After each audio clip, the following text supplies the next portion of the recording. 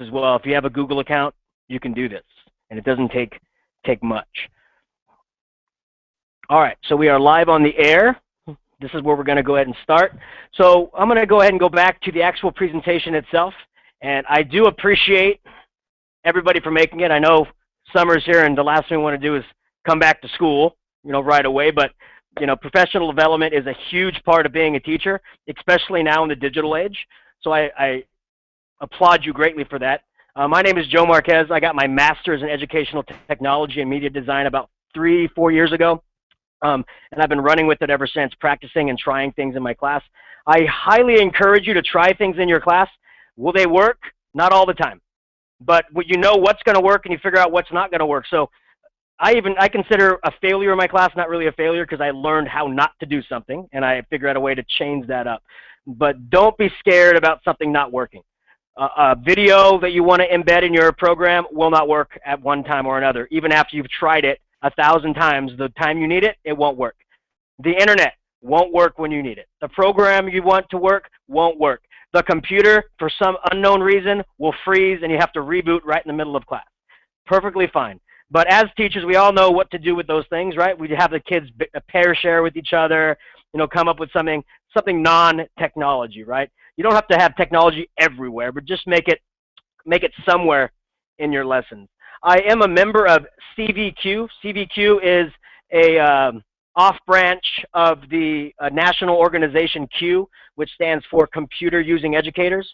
The CV stands for Central Valley, so we go all the way up to Kerman and all the way down to like Bakersfield, and I am on the Q board here in town.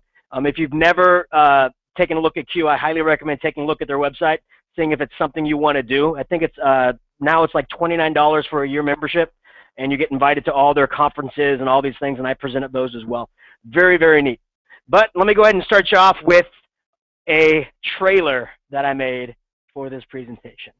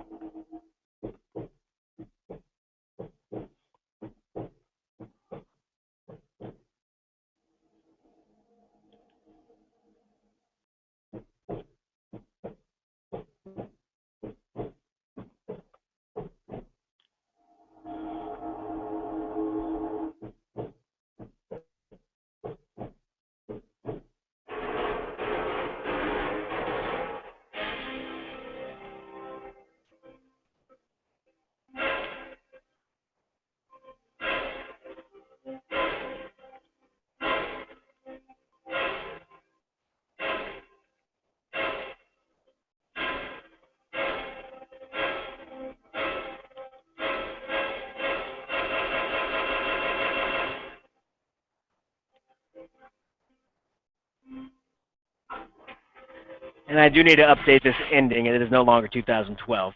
But the big ending is teachers will not be replaced by technology, but teachers who do not use technology will be replaced by those who do.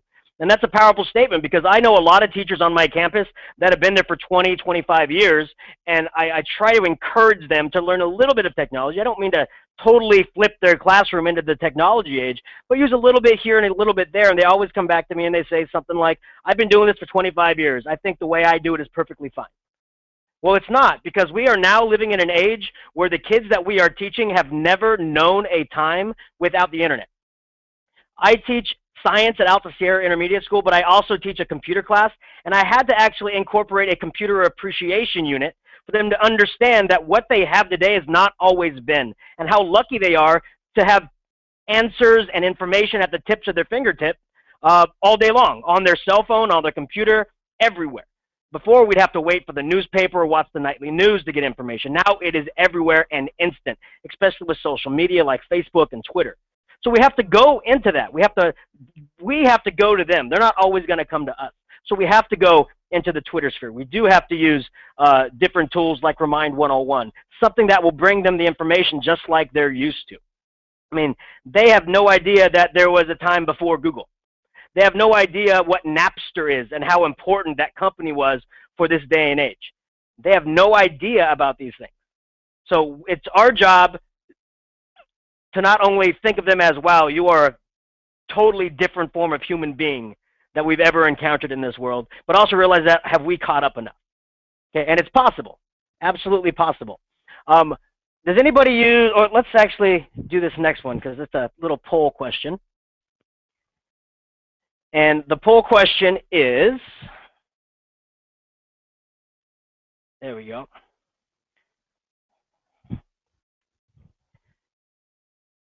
On a scale of 1 to 10, how would you rate your experience with technology? So this was my yesterday session, and so we had ranges from 3 all the way up to a 10. Oh, even a 2 there. If you can add in your response, the way you would do that is if you're using the computer, just go to that URL, pollev.com/Joe Marquez 807, and then just put your answer in. Or if you have a cell phone, you're just going to send a text. I incorporate this into all of my lessons. After a couple slides, I ask them a question. During the starter, the moment they walk in the door, I ask them a question, and they have to figure out a way to answer it. Not all my students have technology, so I do have whiteboards for them on their desks for them to raise up if they don't. Or I use share your technology, right? I have students who get bonus points for letting another student use their cell phone or use their computer to answer these questions. So in your cell phone, where the phone number would go, you would put in 37607. That number never changes. So I tell my students, save that in your phone as a contact as Mr. Marquez's poll number. And then the message they would send, they'd start off with 63117, and then a space, and then their answer. And this one is an open-ended question. So they can put down pretty much whatever they want, but I encourage them to put either 1 through 10. 1 being low, 10 being high. Poll Everywhere is a free web-based app. It doesn't cost any money. There is an option to pay money, but my favorite price is free. Everything I'm going to show you is basically free or really low cost.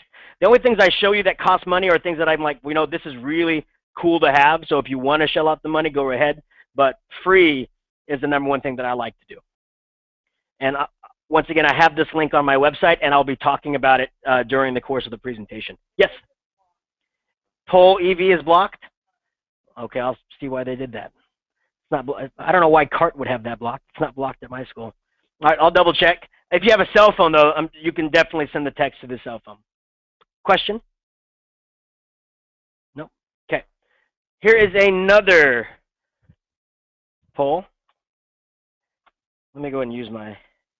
There we go. What percentage of your students have access to technology? And I mean either at home or in the classroom. And technology is a cell phone. That counts.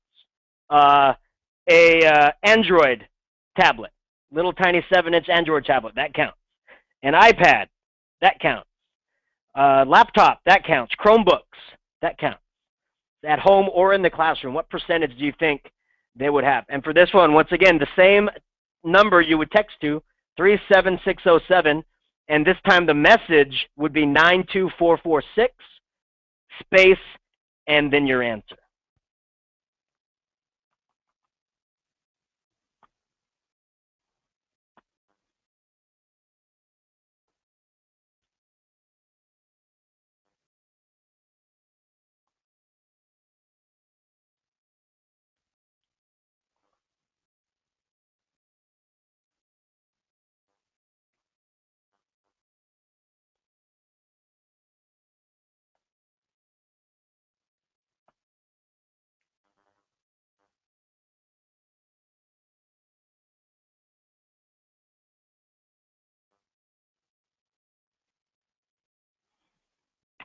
All right. Now, if your school has a computer lab, that counts as technology. If you have a library with access to computers, that counts as technology. When I told one of my administrators I wanted to do the flipping of the classroom this year, they said, well, what are you going to do about those students who don't have access to computers? I said, they do. At lunchtime, they can go to the library. That's access to the computer. From 3 to 5, the library is open. We also have a homework center, which has access to computers. So if you have a library with computers or a computer lab, that is considered access to technology. And this one right here is a word cloud. So using one word to describe your feelings of students in your classroom using cell phones or tablets. So as they walk in, as part of their routine getting out a book, they also would get out their tablet or get out their phone, and that is another tool that they would be using in class. So how do you as a teacher feel with your students being able to do that, having access to technology through their phone or a tablet?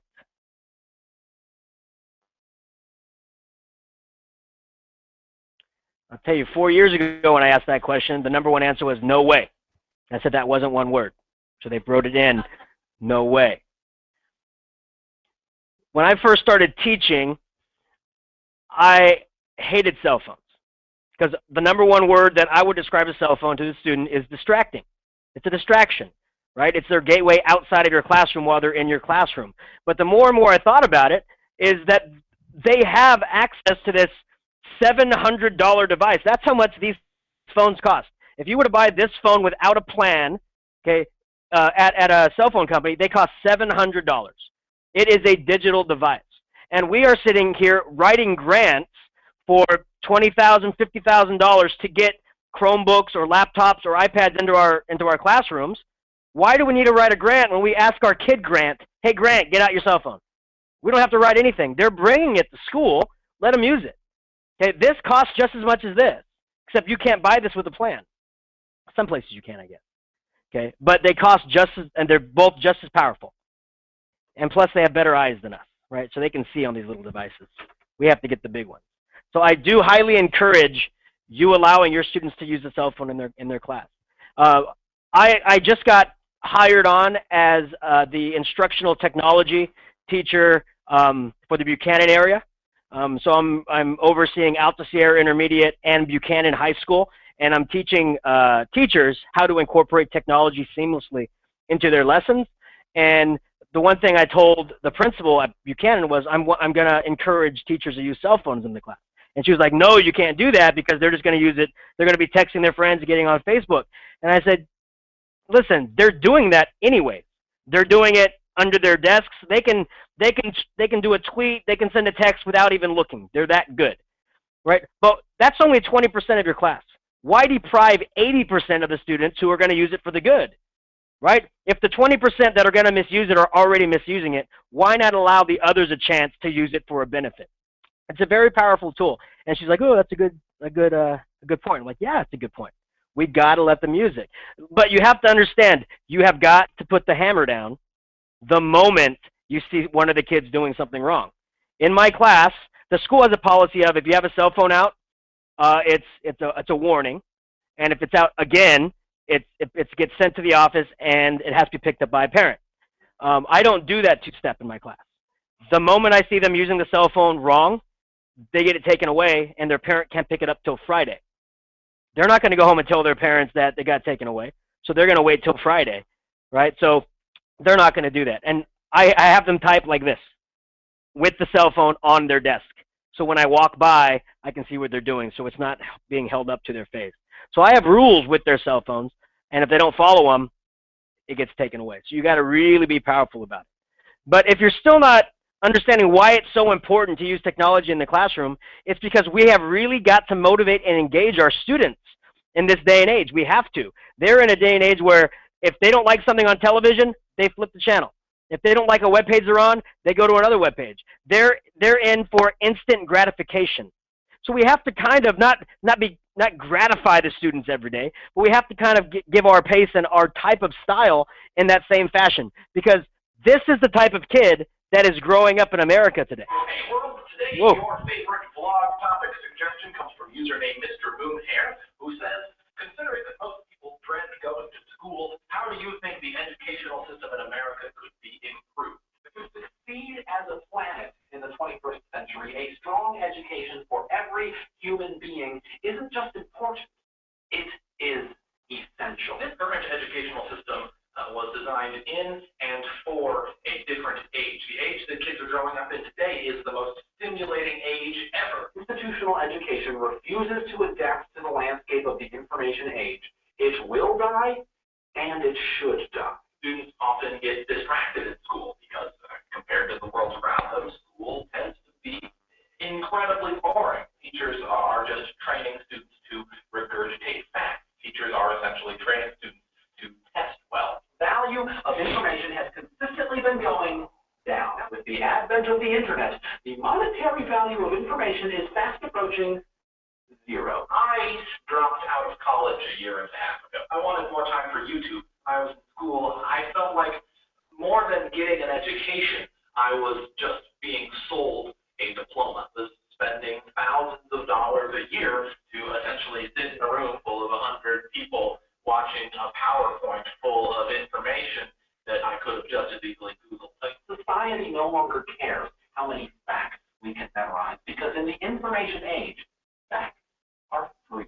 We need to shift our educational structure away from just dumping facts, information on students, and instead teach students at an early age how to find information on their own, and then let our time in schools focus primarily on synthesizing that information as a group. What has education done to reinvent itself? In my experience, no. We need to shift our culture to a point where fewer students dream of winning the Super Bowl and more students dream of winning a Nobel Prize. We need more teachers so that we can have smaller classrooms. We need to focus less on teaching kids specific skills and more on teaching kids the skill of learning skills, because with the continued exponential growth of technology, we don't know what crazy tools will exist 20 years down the road, but we know that there are going to be crazy new tools, and they need to be able to know how to learn how to use them. We have lost sight of what education really is. Education isn't about teaching facts. It's about stoking creativity and new ideas. It's not 1999, and if institutional education wants to survive in the information age, then institutional education needs to do more than just adopt a few new tools.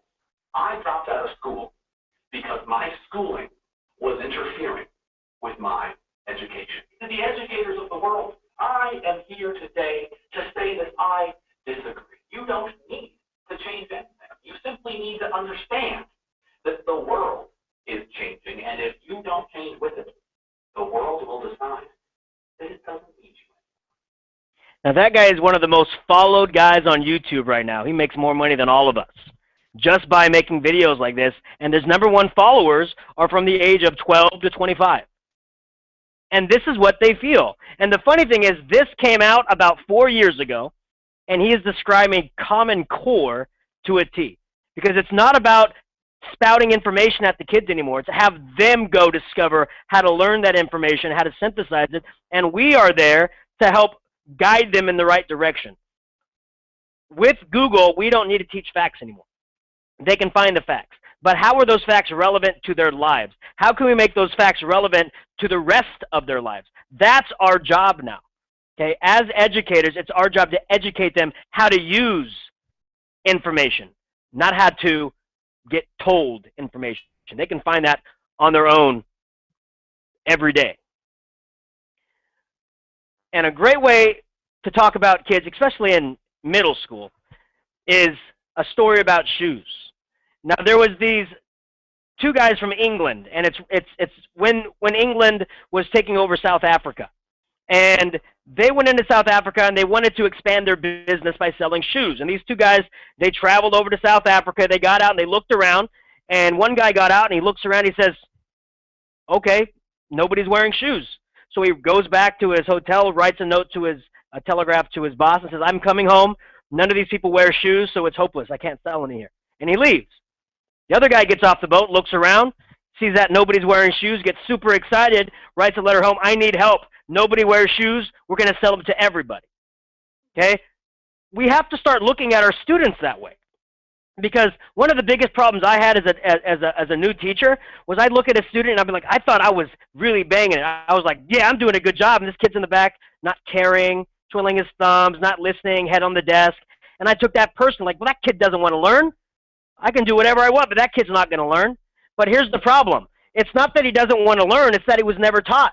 See, we have been given the tools to sell shoes to the shoeless. An amazing opportunity to teach those who have not yet discovered the joy of learning. The teachers he's had prior to my class never taught him how to enjoy learning. Never taught him how to actually take the information in and make it his own and make it about him, right? Students need to know why we're teaching it to them and how it's going to be beneficial to them. Why is this history lesson important? Why is it important that we learn about our past failures and successes? That's all history is about. How are we going to move forward? We have to look at the past to do that.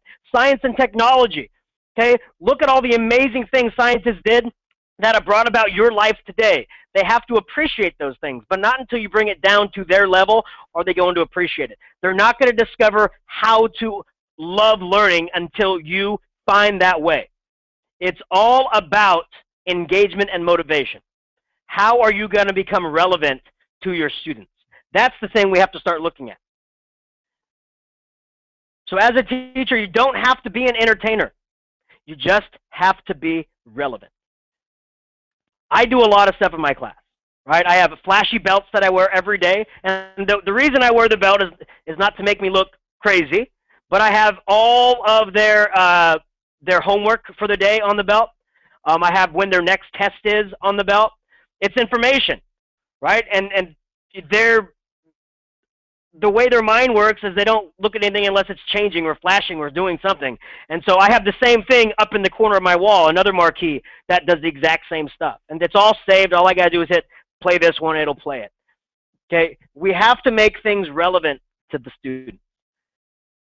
One of my teachers came into my class, and I can't do what you do. You're jumping up and down, you're yelling, you're goofing around. It's like you're an entertainer, like you're a clown to entertain the kids.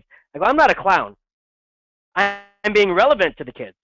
That's what they are asking me to do. I'm not with their mouth, but when I do something like that, I can see in their eyes that they are paying attention now. At the end of the year, when students say, you know what, I never liked school until I was in your class. That is the biggest compliment I can ever have. Right? I don't need a $5 Starbucks card from them. Just them telling me that makes that whole year worth it. And it's because you have to find a way to be relevant. If it means you have to dress up for history lessons, fine. If it means you have to learn a little bit of technology, fine. But we have to find that way to be relevant to these kids. But when working with technology, you can't be given something, right? Like I know a lot of schools are giving teachers iPads and then saying, find out what to do with it. Or they're given a slate and they say, here, use it now. But they're like, well, I don't know what I'm doing with it. I don't care. Find something to do with it. We can't find the tool and then see what to use it for. We have to find out what do we want to do and then find the tool that will best work for it. That's what a toolbox is all about, right? I don't go to Lowe's and buy a hammer and say, what can I hammer today, right? I go and see that fence needs to be fixed. I probably need to go buy a hammer. What do you want to do and what tool can I help you find to do that? That's what today's all about. I call it the educational toolbox. I'm going to give you an educational toolbox full of different tools. Some of them you'll use more than others. Some of them you'll never use. Some of them you'll use every day, just like tools in your toolbox. I don't use a saw every day, but when it's there and I need it, I can use it. That's very important. So fill your educational toolbox with these tools that I'm going to show you today. And I'll show you what that is in a second. So in my classroom, I have this rolling marquee up as well, and it gives all the tests for the week, all the homework that's going to be due, the standards that we're looking at, which I guess doesn't matter anymore because science standards are changing all over the place. I call it the static classroom. We want to shy away from the static classroom. You know, when we go into our classrooms and we put up all those posters like, man, our classroom looks nice. After a week, they don't see any of that stuff anymore because it's static. It's not changing. It's just sitting there. Find a way to make your class non-static, make it movable, make it fluid. And this is one of the ways that I found. I found that off eBay for $60. I mean, and it's big. It covers one side of my room, and it works great for my kids. This belt, I found it on eBay for $6. $6. There is an auction warehouse here in town that sells used televisions that were from restaurants that work perfectly fine, but they're used, like a 30-inch TV, flat screen, $30. And I use it as a computer monitor for my back of my classroom. And on that monitor, I have vocabulary words going by, and they can go up there and they can play games on it. They can go back there and look at past lessons that I've done. $30. Find ways to make your classroom fluid, changing. Because after a week, whatever's not moving, they don't see it anymore. They block it out. The first thing I wanted to talk about, now this program used towards the end. Unfortunately, it is not a web-based program. That means you actually have to download it. There is a free trial on this. So if you do have your own computer, I highly recommend you download the free trial. The program itself costs $29, which is still good because when it first came out, it was $99, and I bought it. But this is what you can do with it. So you see Mr. T down there in the corner? I got him off of Google. Just a picture of Mr. T. With Crazy Talk, all you do is import the picture.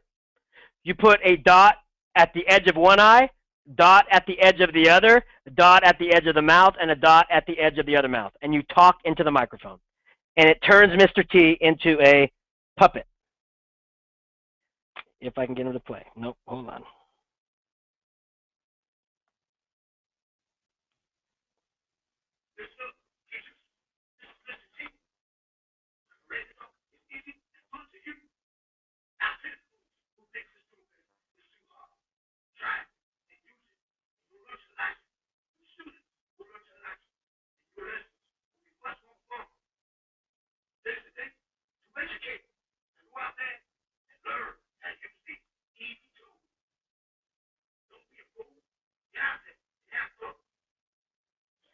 That took less than a minute to do. And then once you save your puppet, they're called puppets, you can make them say whatever you want. You do have to do the voices yourself.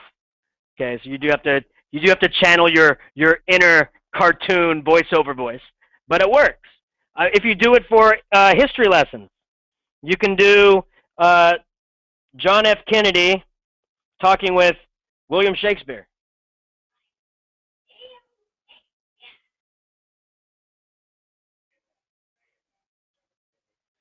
Okay, I didn't say everyone's a Jim. If I can end this.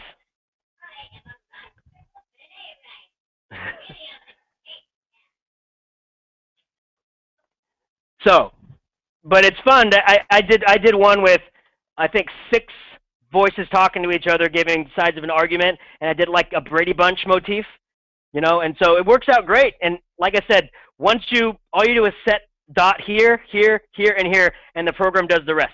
You just add the voice, and it makes the head move, and it makes the brow furl, does all that stuff. Really easy. And there is a link to download this on the website. It's the #1 thing because this is one of my favorite things. I love doing it. It's just fun. It saves as a, so if you want to put it into a PowerPoint, you want to save it as a WMV, Windows Media Video, and it'll save it, and you just embed it into a PowerPoint presentation. And I can show you, if you've never embedded a video or downloaded a video, there's another program I'm going to show you to let you pull videos off of YouTube.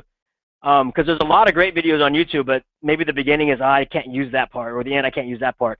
The program that I'm going to show you will let you cut the beginning and the end and only take the part you want and then embed it into your PowerPoint. So I'll show you how to use that one as well.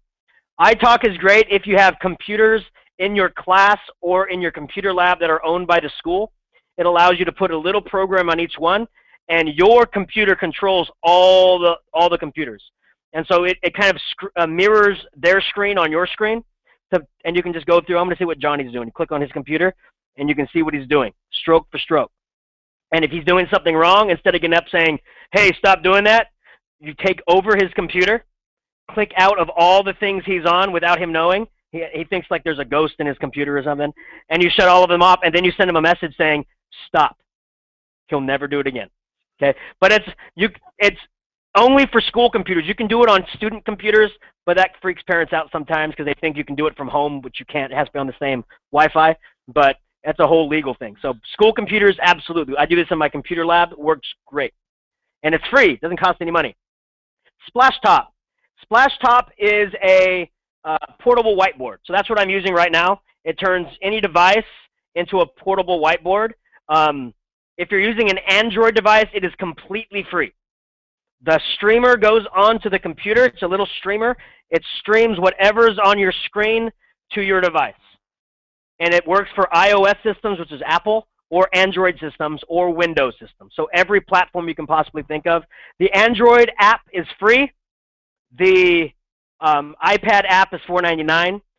I don't know why it costs money for that one, but whatever. And then the Windows one is free as well. The Apple one that costs money. I like this one because it goes across all platforms. And you want to get the one that's called Personal Edition, not the classroom one. A lot of people get that confused because we're in a classroom. Why not use that one? But that one is a district-wide, has to be purchased for the whole district. So you want to get the one that says Splashtop Personal. It's green. The link I have on the website is that goes directly to the ones that you want. Another one is called Doceri. I like that one as well. It is a great program as well, but it is only for iOS systems. It is only for Apple products. So if a lot of people don't have iPads, they have Android devices, and they can't use Doceri. So I always say Splashtop first because it goes across all devices. And it's great because you can take this around to your students, hand it to them, and they can write on your whiteboard. So you can have them circle the answer, underline stuff, do problems, and it right on this, and it works great. Yes.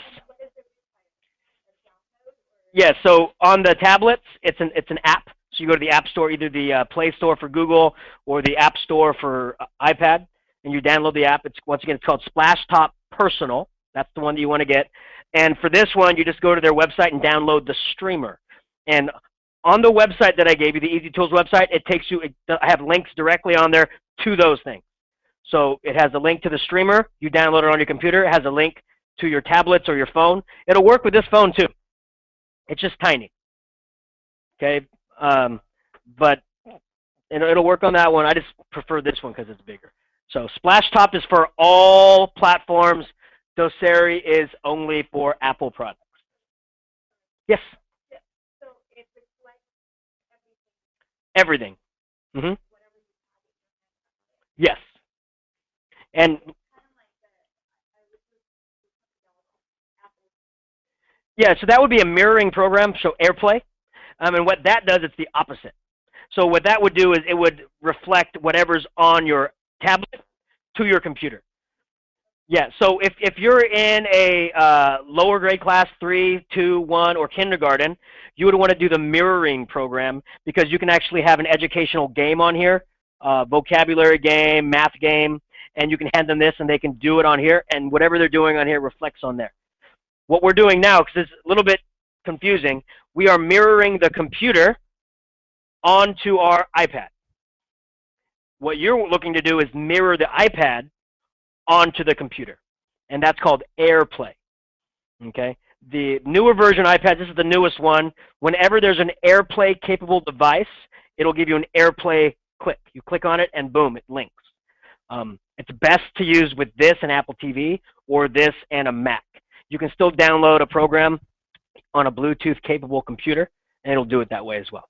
Yeah, but that's AirPlay.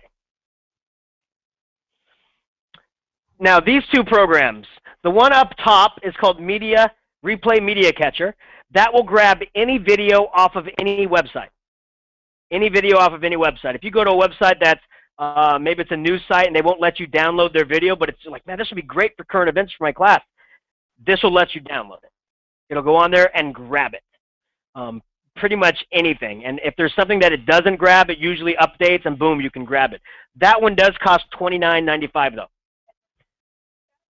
It'll grab YouTube stuff and everything. But the one below it, the YTD, that is it only works for YouTube, but it's free. It doesn't cost anything. But beware, there are fakes out there for this one. Like other companies kind of bandwagoning on the name, and they make it and then they change the name a little bit and then say, pay us $20. This one is the free one. If you go to the Easy Tools website that I gave you, it has a link to the one that you want. Whenever you get a free program, during the course of installation, there's always going to be a step that asks, would you like to add on an Ask Toolbar? Would you like to add on Bonjour? Would you like to add on Yahoo Explorer? Always unclick those because they just embed stupid things into your browsers. So don't just click next, next, next, next, next. Next, no, I don't want that. Next, No, I don't want that. Just be aware, all these free ones, they're all free and they're all great, but they always like to tunnel in these stupid little programs. That's how they make their money. Just unclick it and it will not install on your computer. It is perfect. So what can you do with stuff like that? Well, there's YouTube videos, which, like I said, sometimes they'll work in your class, sometimes they won't. Some schools have YouTube completely blocked. Some sites, when everybody's on the Wi-Fi, it slows down. You're not going to get to play it. This lets you grab it. It converts it to whatever format you want. If you're doing it for PowerPoint, WMV, the Windows Media Video, is the one that you're going to want. And it also lets you cut it down. Now, it won't let you splice things out of the middle, but it'll let you cut the front off and the end off. So if there's like only 15 seconds you want, cut all the way up to the beginning of that and to the end of that, and then you just hit convert, and boom, changes it over. I'll show you how to use this towards the end. But then you can get videos like this, and you'll say, why did he get this video?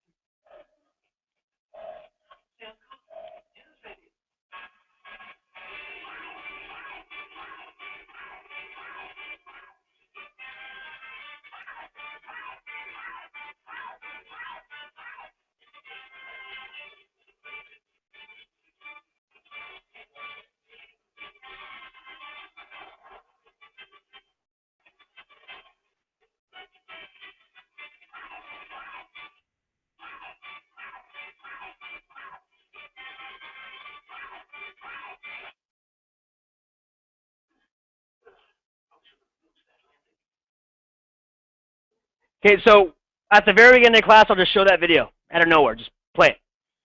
And they'll be like, what's up with that? Why are you playing that video? I go, I just wanted to show that to you. I'm confused. How did that guy, how did Stewie or how did Ferris make it home before his dad, even though his dad was in a car? Shouldn't he have got there faster? So what would you guys say? Why did Ferris Bueller make it home faster than his dad, even though his dad was in a car? Shortcut. Absolutely.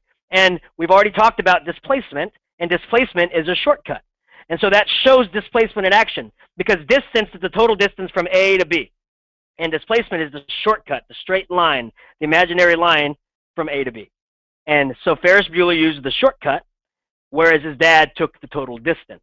And they understand it. And the thing is, I don't tell them they're going to be learning about displacement. They think they're just watching a fun video. I tried doing that with just the Ferris Bueller portion. They had no idea who Ferris Bueller was. So I had to do the Stewie Griffin tag-along. Okay, I call that guerrilla teaching, right? Don't teach them yet. Let them watch the video thinking they're having fun, and then boom, you hit them with a little bit of education, and they remember it. We call that the Stewie Griffin theorem, right? And I said, as long as you don't use that answer on the state test, you're perfectly fine to use it. I go, hey, what's the Stewie Griffin theorem? Shortcut. What's that? Displacement. Done. It's easy. And they like it. I also use another one called the Cartman law, because there's an episode of South Park, which I cut out a little clip, where his friend Stan had a birthday party, and every present his friend Stan got, Cartman was whining, and his mom bought him a present. Stan would get a present, Cartman got a present. Stan got a present, Cartman got a present. And so they watched it. I go, what was wrong with this picture? And they go, well, Cartman got a present. He shouldn't have got one. He got one, and he got one. Yeah, just like Newton's third law. Every action has an equal and opposite reaction.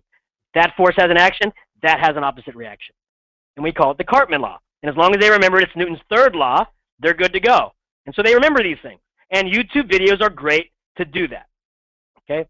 So YTD is great, and it is free. Cam Studio is a program that is free again. It is open source. That means nobody can make money off of it.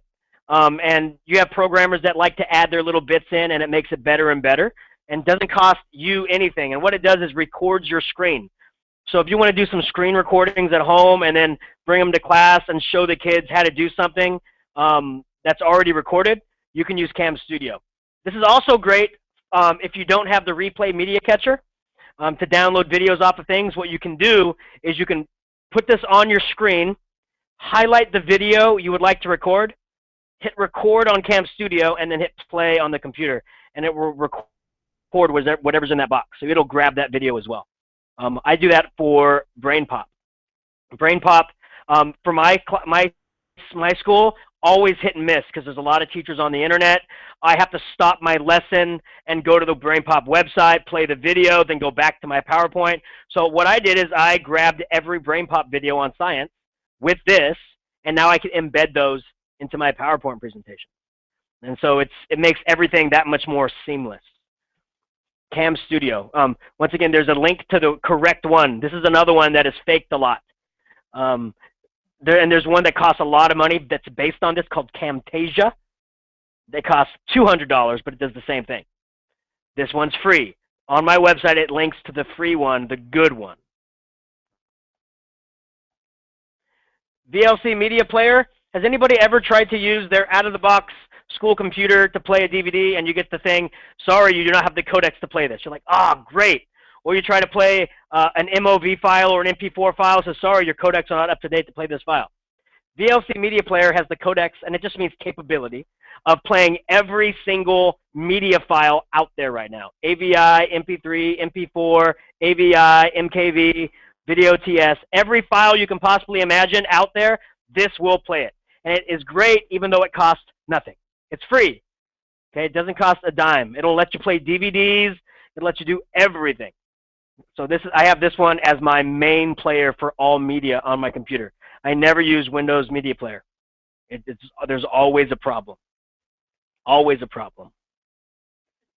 Yeah. AnyDVD Handbrake. Have you ever been watching a movie at home and you're like, oh man, that part would be great to use in my class, but it's on DVD. AnyDVD will turn that DVD disc into a digital file, and then you can use the next program I'm going to show you to cut it down to what you want, to pull that clip out. AnyDVD costs $29.95, but it updates all the time. It's great. Or if you don't want to pay anything, Handbrake is the free version. AnyDVD will convert to a whole bunch of different video files.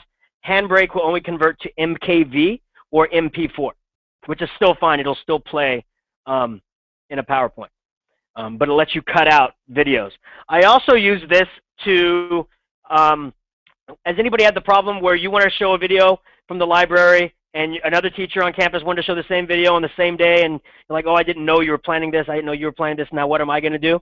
I converted every single one of our movies in our library to digital format. And now every teacher went to Costco, and for $79 we bought a 2 terabyte portable drive. So now we have the entire library collection of videos on our hard drive. Now you do want, here's the thing, you do want to talk to your library media center specialist. If you use it on campus, it is not, and it also depends on which version you bought. Did you buy the whole site license or just the single disc license? We buy the whole site license, and as long as you don't take it home and watch all the science videos, I guess, it's fine. But you do want to talk to your library media specialist before you do any of that stuff, because yes, of copyright. But you'll find out education has a lot of leeway when it comes to copyright, as long as you're not selling it and you're using it for educational purposes. This one, AVS Video Converter. This one does cost money. It is $29, but it is kind of like iMovie. Has anybody tried iMovie on the Mac? It lets you add in special effects, and it lets you add in transitions and stuff like that. But what it also allows you to do is take a long 2-hour movie and just cut out a 1-minute section and save just that 1-minute section. And so it allows you to do things like this. You'll notice, whoops, you'll notice Tim and Moby. Does anybody use BrainPop? What in the world are atoms? What in the world is an atom? Okay, and the kids get that all day long. Every BrainPop starts the same way, that guy reading a note, and imagine if they're in math class, they get a Tim and Moby. They're in English class, they get a Tim and Moby. Now they're in your science class, now they're getting another Tim and Moby. By that time, they're all Tim and Moby'd out. With with this video converter, you can do this.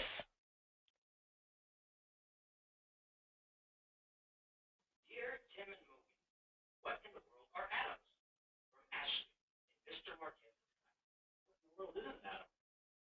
So all I did is I cut a scene out, and using Paint, it's a free program in Windows, Paint, I just typed in the girl's name in class that I would always fall asleep to these, typed in Mr. Marquez's class, and from that splice, I just added a picture, just this plain old picture right there, and then in AVS, it's a voiceover option.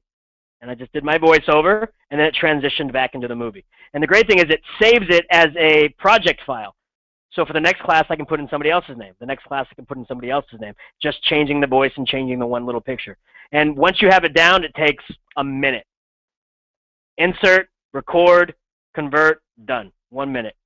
And it works out pretty well. It's even better if you have 2 Ashleys in this class, another one in this class, and you don't have to do it twice. But it does cost some money. Occasionally, you can find it on sale for like $9.99 on like Cyber Monday. The Monday after Black Friday, we'll have these on sale. There's also a site called Giveaway of the Day, which I'll show you the link to, that you can find this on every once in a while. It's a site that gives away 1 free program a day, as long as you say you're going to send feedback on how it works for you. And this is what I was talking about. With that, you can become a guerrilla teacher by showing a clip from a movie. I showed a clip from 21 Jump Street a couple years ago. It was the scene on like photosynthesis, and the guy was wearing a water shirt and doing a little dance. It was a perfectly good scene for the class at that point. And I cut that out and showed it to them, and they liked it and talked a little bit about the water cycle, and it worked. So it just brings them into the class a little bit more. Have you ever gone online and downloaded a PDF? You're like, oh, this is great, I'm going to use it, but it has some other teacher's name up there, and then it's blocked and you can't edit it. This will convert any PDF into a Word document, and then you can go into it and change their name to your name. And then you can just save it as that. Now it's yours. This one does cost $14.95 if you want the entire version. If you just want the basic version, it's free. And the basic version converts 2 pages. But most worksheets are no longer than 2 pages anyways, so you're good to go. The other one will let you convert as many pages as you want. This one only lets you convert 2 pages off each PDF. But like I said, most worksheets are only 2 pages anyways, so it works out really well. I have a link to this on the website as well.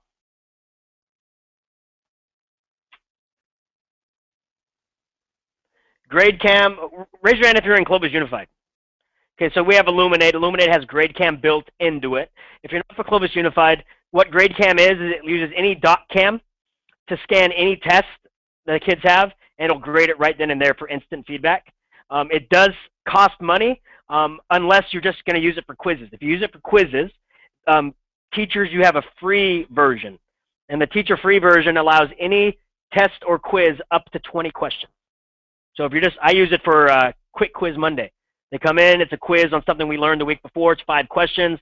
They take it, scan it, and now I have instant feedback and see what do I have to go over, or what can I pass up now? What can I move along with?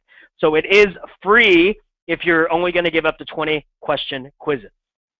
Anything more than that, it does cost, it's like $30 a year. But and if you don't have a dot cam, this camera on your computer works just as well. You just got to have steady hands. You can't be shaking. But it works just as well. Yes, and so it gives you the bubble in. So what I usually do is I have the bubble on the actual quiz, so the kids can do the work and then they bubble it in, and it helps them out. Science still takes the state test, so it helps our kids remember how to bubble in completely, and by the time they take the state test, they're masters at the bubble. So for cell phones in the class, I highly recommend Poll Everywhere. Poll Everywhere allows you to create quick polls for your class. It can be multiple choice. It can be free open guess. It can be actually I think they're going to incorporate pictures now, where they can select A, B, C, or D on the picture. That works the best. That's great for the lower levels, 3rd, 2nd, and 1st grade. So Creative or Socrative, that's another polling one as well, but it's not as easy to use as Poll Everywhere. Poll Everywhere is the one that I use a lot. And as you saw, you can actually pull the poll off the internet and incorporate it as a slide on your PowerPoint. And so you can do, after every 3 slides, you can have a quick poll to see if the kids got what you just taught them. So it's a nice little thing, you know, teach, have them do, teach, have them do. And that's that side I was telling you about, giveaway of the day. I go there every day just to see what they have. Sometimes they give away a $100 program for free just that day, as long as you promise to give feedback on how it's working for you. As long as you download it that day and install it that day, it's free. So a lot of times it's dumb little programs that you're never going to use, but every once in a while you're going to find something golden, like the AVS program that I found on there. So I never had to pay for it. So all these programs that I just showed you are software. It's software you download off the internet and install onto your computer. The rest were they're called Web 2.0 tools. I call it webware. I don't know why they went away from that, but it's software you use on the web. You can get it from any computer. You don't install it. So any computer you go to, you can get it. And I have a Big Bang Theory clip down there, but I don't want to get kicked off my broadcast from Google for copyright. Twitter is a great one to use in your class. This is webware. Once again, they can get it as an app on their phone or on their computer. I use this in my class for my students to ask me questions during lectures. For those EL students who are like embarrassed about their accent and they don't want to talk in class, they can tweet me a question and they can be involved in the lecture. I also like my students to have in-lecture conversations. Like, hey, what he just said was great. Oh yeah, you know, we learned the same thing. So they can have their own little in-class discussion while I'm having a discussion. So it really helps them get involved into the idea of what they're learning. And it's been great. I've been using it for the past 3 months, and it's fantastic. You can just have your cell phone on every once in a while and just take a peek down to see what people are tweeting you. I mean, the kids have their cell phones out. They see you doing it. They see that it's second nature. So it's pretty good. Remind 101. Raise your hand if you've used Remind 101. No, that's the first thing we're going to get on today then. Remind 101 is a free service. They just changed their name to Remind. Just remind.com. I guess they're getting out of only education, using it for other things. But it allows you to create a text for all your students and all your parents or your clubs or your sports. It's a one-way text service. And so you can send out any information. Hey, don't forget to bring your books tomorrow. Hey, don't forget we have pictures tomorrow. Hey, don't forget you have a test tomorrow. And it sends it right to their phone as a text. And they can't text you back. And it's not your real text number either. It's a Remind 101 text number. So it's pretty good. And they just included a new option to add a document attachment or a picture attachment. And so, hey, you were absent today. Boom, here's your homework. Right? So it's pretty good. So that's the first one we're going to get you set up with today then. Screencastomatic. This is one where your screen can be recorded online and then saved and then shared with other students or you. So in my computer class, to see if my students have learned how to use the technique for maybe opening a document or saving a document or sharing a document, I tell them, I've taught you, now show me. So they'll go on Screencastomatic. It's free. You don't have to actually sign in for an account, but if you're an educator, I highly recommend it because they do have educator accounts for free and you can connect to all your students that way. Have them record their skills and they share it with you and you can watch that they are doing it correctly. So this is a great way, especially in Common Core where they ask you to do projects. This is a great way to incorporate projects on a daily basis with Screencastomatic. It's free, doesn't cost anything, and it allows you to record screen up to 15 minutes for the free version. Google, I'm just going to say Google is awesome. I love Google, and they're actually coming out with a brand new thing called Google Classroom in September. They're sending out invitation-only invites at the end of June. Hopefully I get selected. But Classroom, they're kind of modeling after Edmodo, where you can assign documents to the students. It automatically shares with you, and you can see them working on it in real time and help them in real time. They can turn them in that way. It's just really great and kind of streamlines everything that Google has been trying to do for education. I like this over Edmodo only for the fact that they don't use Edmodo after 8th grade. They don't use it. High schools don't use Edmodo. So why are we teaching them skills that they're never going to use after a certain point? Have them use stuff they're going to use all the way through their professional career. and Google is the thing that's going to do that. Dropbox is a free online cloud-based storage system. I use this with my family. I don't really use it for class anymore. I do use it within my department. We have a shared folder, and so anything I drop into that folder, all my department gets it. But I use this for sharing pictures with my family on vacations and stuff. It's free. Why not, right? You get 5 free gigabytes worth of storage space online. So if your computer crashes, you still have all your important things. Prezi, has anybody used Prezi? Okay, Prezi is a different kind of presentation tool. It's more of a zooming style presentation tool. I thought it would take the students a long while to learn how to use it because it's way different than PowerPoint. They picked it up in like 10 minutes, and they loved it. They loved zooming in. They loved making like a guy with a mouth, and they zoom into the mouth and zoom out into the eye. They love it. So we'll look at Prezi today as well if you haven't used it before.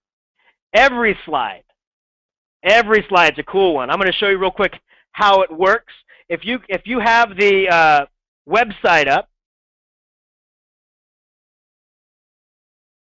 if you could please go to it, and there is a section. Nope, not that one.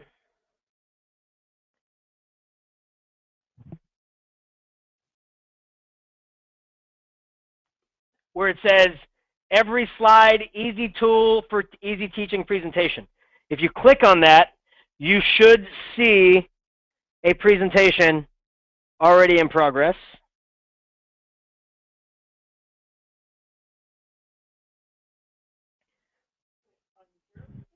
Yeah, so on the website, oh, it goes to the first page. Well then, underneath, up at the very top where it says connect, it says AAJZD, something like that. If you could type in this, let me bring it over.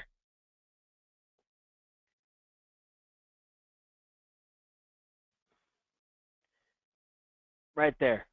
So on every slide, the very top, there's a little blue button that says connect. There's no little blue button right here. You just type in WLUUXB and hit connect. Oh, you're already on it. You're good. You're all set. No, she's on it. She's good. That's where we wanted to be. So what this is it'll, yeah, and then just hit connect. So you should have this on your screen. On your screen, it has an interactive presentation that you can give the kids. And so they can't like click around and go anywhere else. It's only going to be on that screen. And you can do little inside quizzes for this one. So if I switch slides, all of your slides should have changed as well. And so this is a picture click. So I'm going to have you guys do it. So what device is most used in your class? So all you're going to do is take your mouse, hover over the picture that you use the most, and then click. Now, if you don't use any devices in your class, just click on this blank side. And so I see that 9 out of 14 people have clicked, 10 out of 14 people have clicked. So you can see how the class is going along. That way, 11 out of the 14 people have clicked. And then all you would do as an instructor is go up to show clicks. And it shows where all the clicks for the things. So this would be a great multiple choice question. You know, which vocabulary word fits here? And if they have a touch screen, all they got to do is touch the screen. And it shows the hot spots of all the different places that people have clicked. So, and it's free, it doesn't cost you anything, and you can put all of your presentations up there.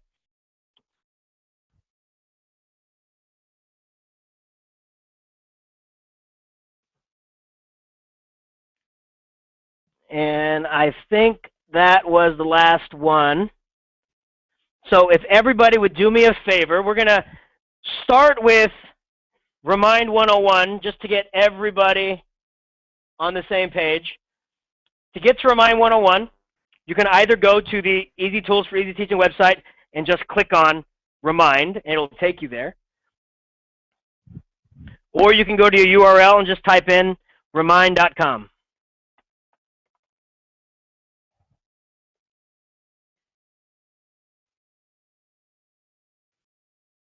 and it should go to a page like this. If you've never used it before, I want you to click on Teacher Sign Up. Teacher Sign Up. Now, even if you're using a school computer, you can still do this because it's all web-based. So go to Teacher Sign Up.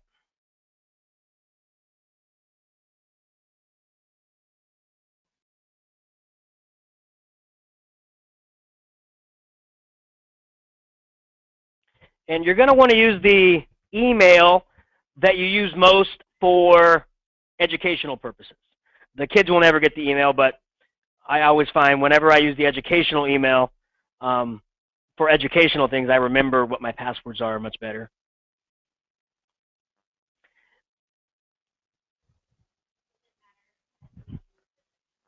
No, yeah, for this one you can use the short, the CUSD.com. Yeah, the only time you want to use the long one is when you're using Google stuff. Yeah, but for anything else, you can use the short one. Now, for this, you can have, it's unlimited classes. So I have science classes, so I have Marquez Science as one of my classes. I have computer apps, applications, so I have computer applications. I have ones for parents. As you see on the screen, it looks just like a little email message. Under the to, it tells you who you want to send it to. And right now it's under Science with Mr. Marquez, and in parentheses, parent, so I know that's who's going to get it. And then under Messages, you type in the message. And it's just like a text, so up to 140 characters. And you can also click on the paperclip and attach a document. You can even have these set up ahead of time. So I have 6 tests that I give in my science class, and they're all set. The dates are already set. So I can click on the calendar, and I can tell it what message to send, the date I want to send it, and who I want to send it to. So you don't even have to remember that, oh, I forgot to send this. Nope, it'll automatically do it if you set it up. And it's as easy, and I use it for my badminton class, or my badminton sport. At the end of the year, we have 130 girls playing badminton, and it's so hard to get them all on the same page because they're at the end of the year and they're a bunch of girls. So I have them all sign up for this Remind 101. Don't forget your shirts today. We have pictures. Don't forget your rackets. You need to play. You know, don't forget your shoes. No sandals because you'll slip. And it's great. And it saves everything. I've found out one of the best things to do is to document every parent contact for just that case of the parent saying you never contacted me. With this, it saves every message, and it tells you the parents off to the side who have joined. So it works out pretty well. So I want you to set up an account and then play around with it, and I'll come around and help you out. Oh, so the class code is what you're going to give the students to sign up. So you're going to want to use something that is like close to your name. So, and I think it's only up to 10 letters. So my class code for computer apps is C apps. So CAPS, C-A-P-P-S. For my science, it's Marquez Science. So that's what your class code is. You want something that is going to be easy for the students to remember.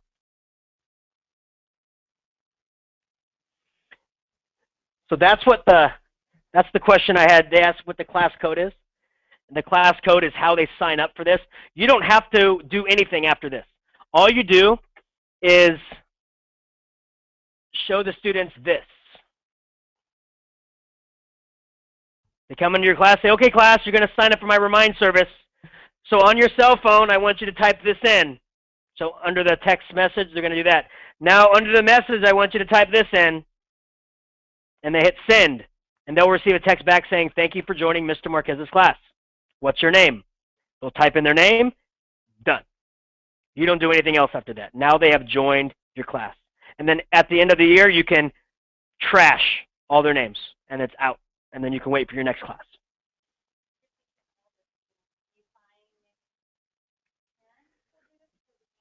I would, if you're doing anything below 4th grade, I would do this for my parents mainly, not for the students. But 5th and 6th, they are using cell phones a lot, and tablets and laptops. Because you can also have this send to email as well. So you can just put send. It'll send not only to their text, but also to their email. So it works that way as well. All right. Guys are getting the hang of this. This is awesome. Hey, what are we doing with these little yellow guys? Other than me making it rain, what are you doing with them? Filling it out. Okay. All right.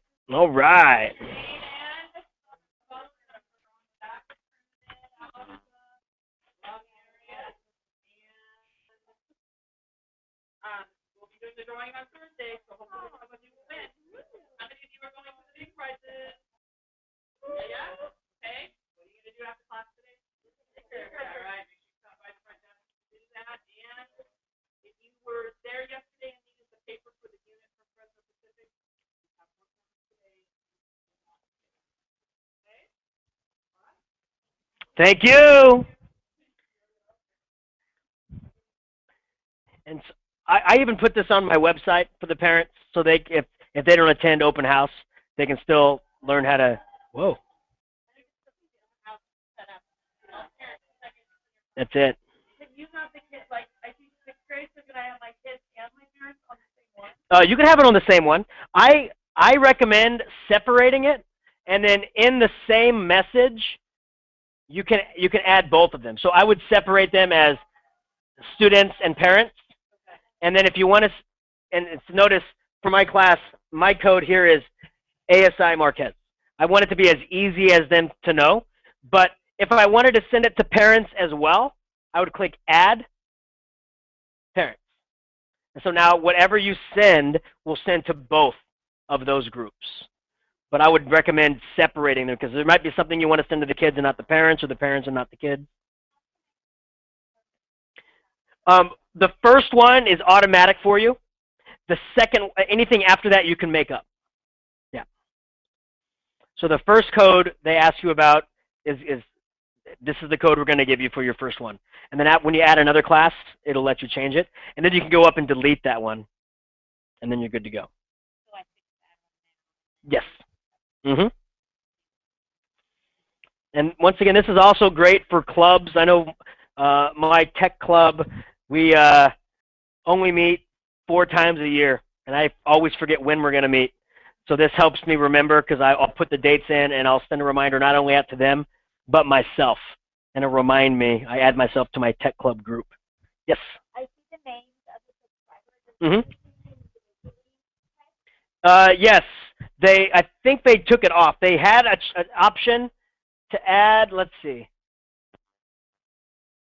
Yeah, you can add them individually, up to the side. Yeah.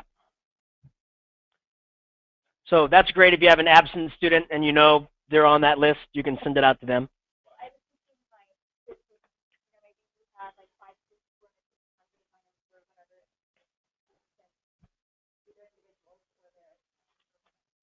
Yes, that works. I also have, I created an app through Google Tools. I'm going to be teaching that tomorrow in the paperless classroom. And the app is, I take all the Zengel reports, or whatever computer program you have that has the kids' names, the parents' names, and the parents' email. And I turned it into an app to where I click on the kid's name, click on the assignments they've missed that I put in, and hit send. And it'll send the email straight to the parent of all the assignments that they missed. They're hyperlinked to my website, and they could download it off my website. And I do that at least, I think once a month. I do that for all the kids, even if they're missing just one assignment. Parents like it. But I'll be doing that app tomorrow. The paperless classroom, I think there's a couple spots left open in that one. Don't know. I'm doing Google Sites, I think in the morning, so I think that was the afternoon. The Google Sites one's already sold out. Okay, so that's Remind. It used to be Remind 101, and they dropped the 101, straight up Remind. If you're a parent, this is great for your kids too. Right? You can just send a thing out to your kids, and they, hey, pick up this. They can't send a message back. Well, I'm busy. Nope, sorry. It's a one-way text message. You can't send it back. So it's great. It's great that way. I just showed the Buchanan football coaches this, and they loved it. Okay, because they go straight to the kids' phone. They know when something's happening. They know how long practice is going to be that day. Sometimes they go past 5:30. It's like today's a long 7:30 nighter, so make sure you bring a snack or something. So it's pretty good.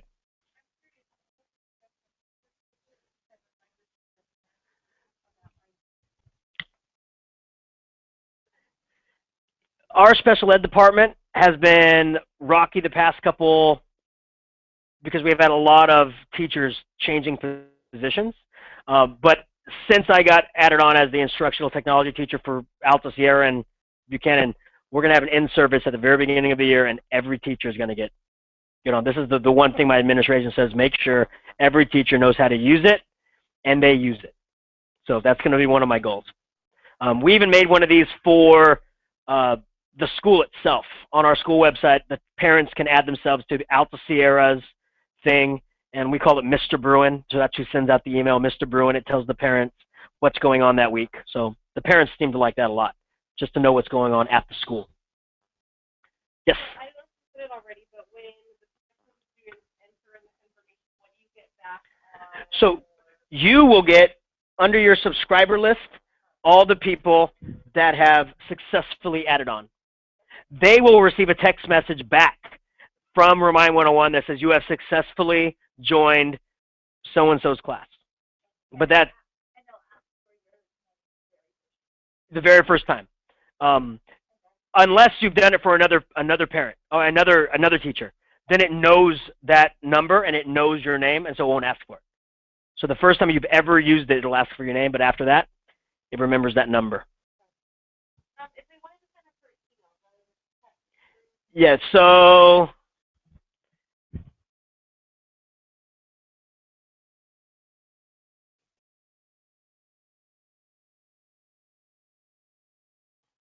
I believe on their confirmation, it'll ask them, would you like to sign up for the email message as well?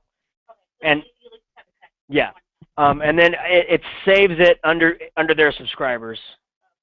So it'll.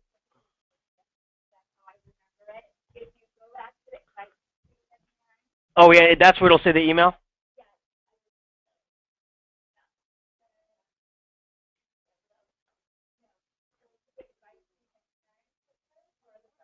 Oh, right here. Yeah, right there.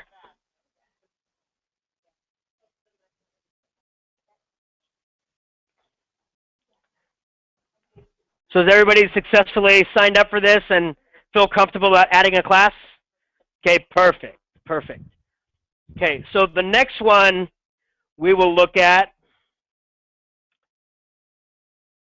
is your choice. What would you like to take a look at next? Out of all the things we looked at, what next one would you like to take a look at? Sure, go for it. Okay, so Cam Studio will allow you to record any length. It doesn't matter how long. It'll allow you to edit it as well. The Screencastomatic is just straight up webware. So you hit record, it'll record whatever your screen does, up to 15 minutes, and it'll cut you off. And then you can't edit it. So it'll record your voice as well. Mm-hmm. Yes.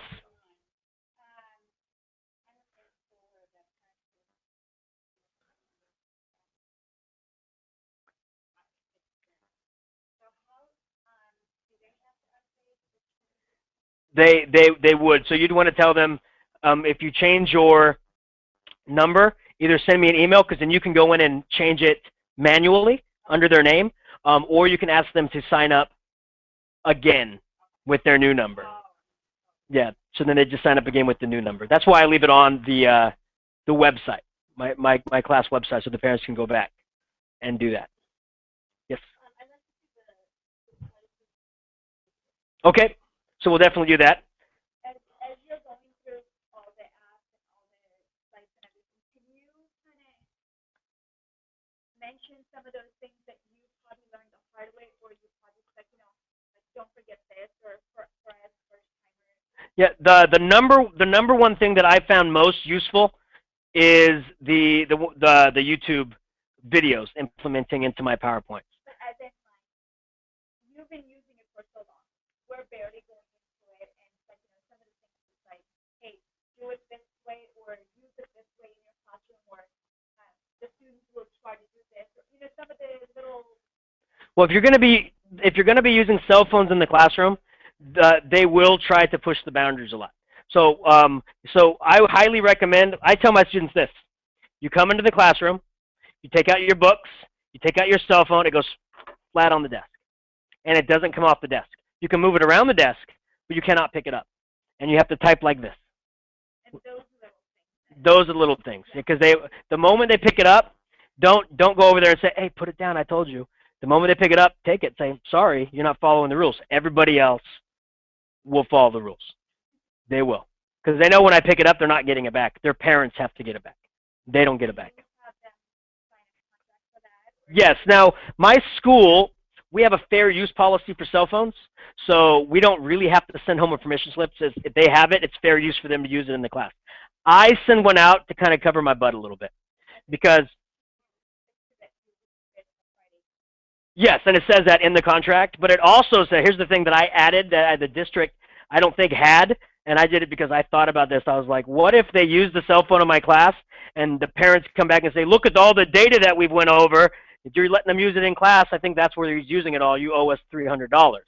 So I added on there, any data, things occur, it is that responsibility. It's not mine, it's not the schools, it's not the districts. So I make them sign that as well. these are the things that I'm talking about. As you go, mention. You got it. Yeah, so, and I have those online as well under documents. You can download those, just change my name to your name, and it's all set. Yes. Yes.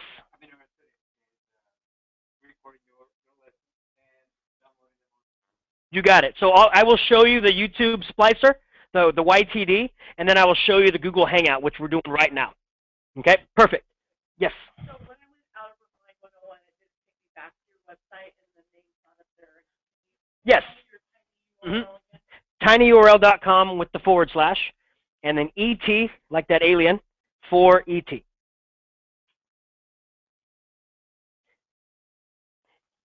And then if you filled out that form at the beginning, the email you got back should have links to the Easy Tools website, the Paperless Classroom website, and so it should have links to all of those for you.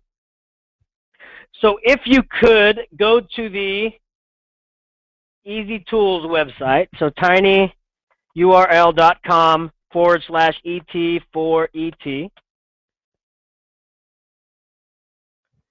and scroll down to the YTD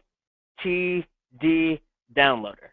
Now, if you are using one of the school computers, it will not let you download it because it's administered blocked on anything downloaded. But I will show it to you, and like I said, this is being recorded, so you can go home and download it, and you can follow these easy steps. So if you click on that, you want to click on where it says download here. It's already linked to the one that you're going to want to download. And then once you've done that,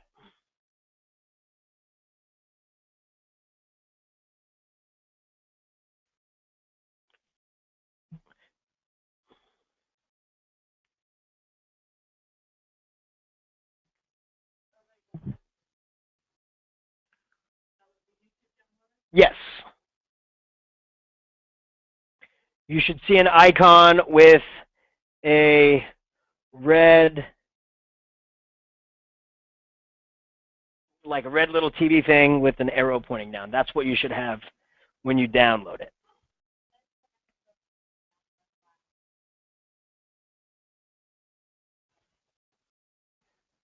Oh, the download bar should be at the bottom.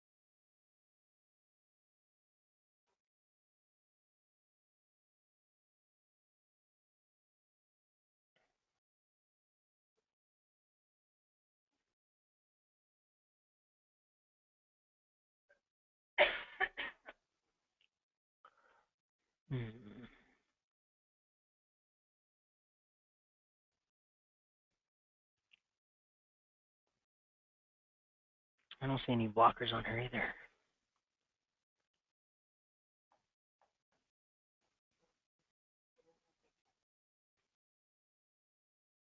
Oh, really? I don't see any. Let me look under your gadgets.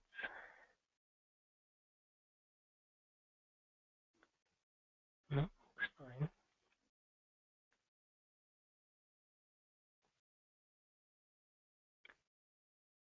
Try using Chrome. Let's see if Chrome lets you do it. I'm not Chrome, Explorer.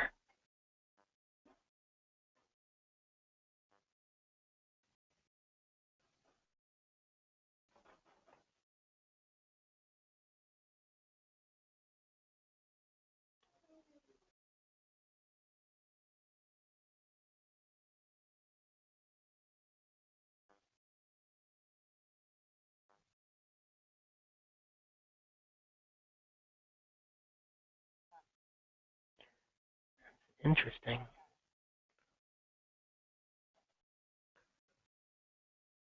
Let's try one more time.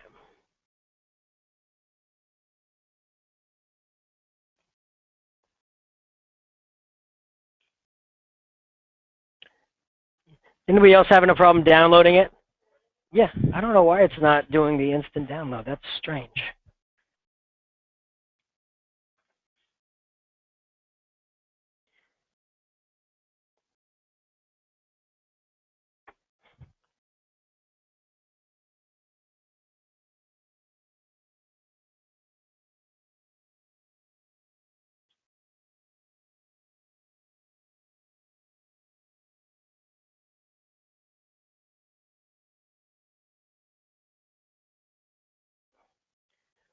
All right, well, I'll show you real quick how it's used. When you go home, you can download. They must have that blocked as well for some reason, because it's not appearing on mine either.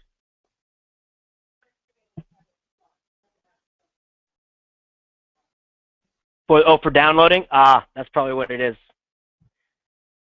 So when you get back home and you download this, this is what you're going to see.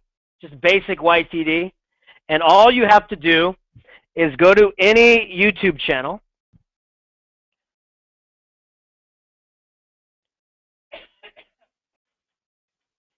So let's go to my YouTube channel, I guess. So if you have Google, you have a YouTube channel.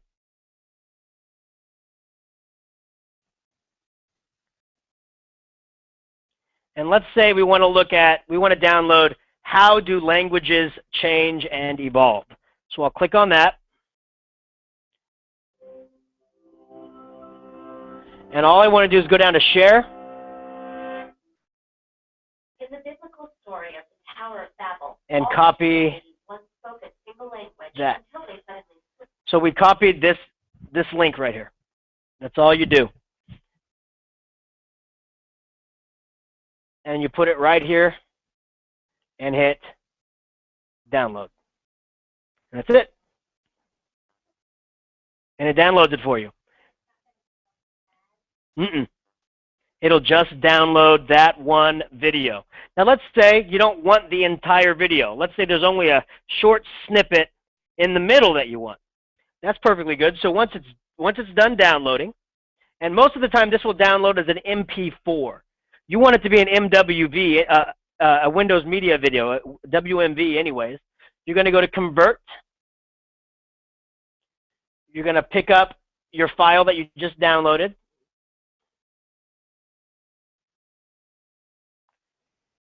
So it was how languages evolve. I'll click on that. I want to make sure it converts to Windows Media Video. If you have a Mac, you want it to convert to iPad Video, but we want it to go on our PowerPoint. And then down here under Cut Video, let's say we want to cut it to the first minute. And we want to cut it only to the second minute. Whoops. So this one's going to skip everything up to 1 minute, record everything up to 2 minutes, and then everything after that is going to be cut off. So it's only that 1 minute window that you want to save. And then when you're done, all you do is hit convert video.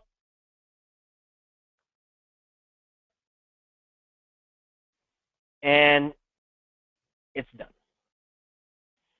And does everybody know how to embed a video into their PowerPoint? Because you can always link to it, and then it'll open up a Windows Media Player and then play it. But you know how to link it actually into the video? So to do that, all you would do, I'll show you off of mine.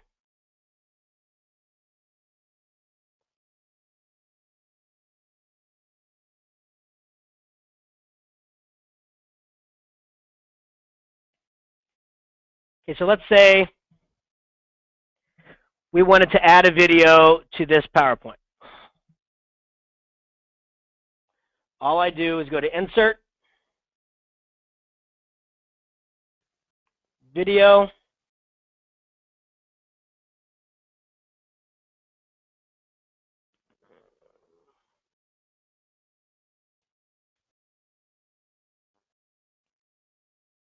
and this is the one we just made. Notice it is only 1 minute long. Hit Insert.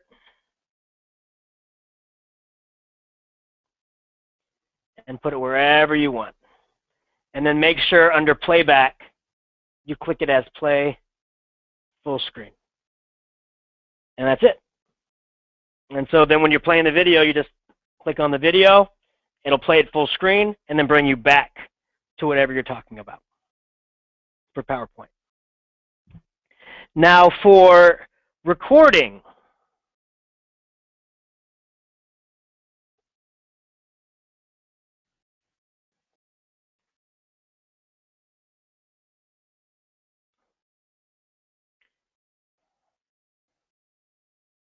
so this is what we're doing right now. And it does this because it's recording the screen that we're recording on, because now you can see it. And so it does that little mirror thing. And so I'm going to hit right now Stop Broadcast.